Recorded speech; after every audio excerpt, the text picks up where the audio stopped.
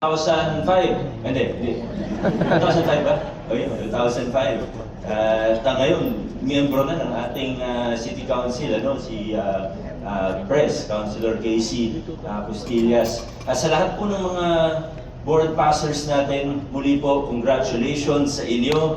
At, palakpakan po ninyo yung mga sarili. Gusto ko rin magbigay ng special mention sa ating mga top-notchers. Nasaan po? Pwede bang tumayo sandali yung mga top-notchers natin? Huwag na po kayong mahiya. Dapat proud po kayo. And po sila, may ilan po tayong top-notchers. We're very proud of you. Pwede na po kayo maupo. Congratulations. Para po sa kaalaman din ng lahat, meron tayong konting incentives.